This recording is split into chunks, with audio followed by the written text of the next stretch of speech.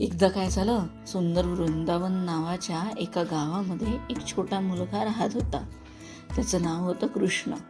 कृष्ण काही साधा मुलगा नव्हता. त्याच्यात एक जादुई आकर्षण होतं, ज्यामुळे सगळ्यांना त्याच्यावर प्रेम होतं, खूप प्रेम. पण तुम्हाला माहिती आहे का, कृष्णाला सर्वात जास्त काय आवडायचं? हो, लोणी.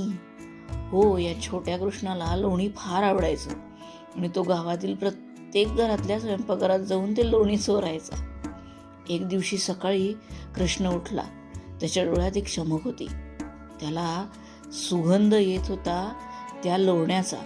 त्याला माहिती होतं की त्याची आई यशोदा आज ताजं क्रीम मस्तवालं लोणी बनवते.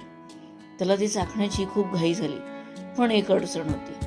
यशोदामाईंनी ते लोणी खूप उंच ठेवलं होतं, कृष्णाच्या हाताच्या पोहोचेपासून खूप दूर. पण काय, कृष्ण हुशार होता ना.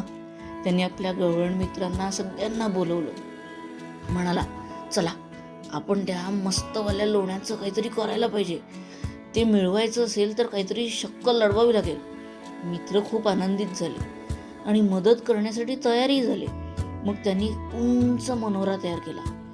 एकमेकांच्या खांद्यावर उभं राहून हा मनोरा तयार केला होता आणि कृष्ण सगळ्यात वर चढला. त्याच्या छोट्या हातांनी त्यांनी लोण्याचं भांडं पकडलं. मग तो एक मोठा घास घेणार तेवढ्यात यशोदामाई तिथे आत आली.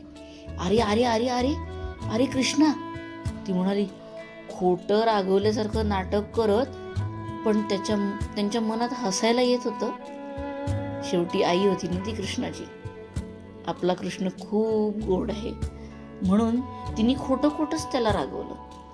कृष्ण भांड घेऊन खाली उतरला आणि धावत सुटला. यशोदामाई त्याच्या मागे पळत सुटली, पण त्यात जास्त वेळ रागवू शकली नाही.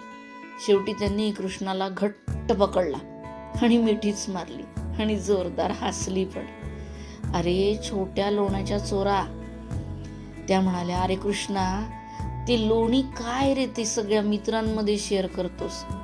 त्या दिवसापासून वृंदावनातील सगळ्यांना कळलं की जर लोणी गायब झालं असेल तर ते कृष्ण आणि त्याच्या खड्याळ मित्रांनीच चोरलंय. पण ते कोणालाही त्याची पर्वा नव्हती, कारण सगळ्यांना छोटा कृष्ण हा खूप जिव्हाळ्याचा आणि प्रेमाचा विषय होता.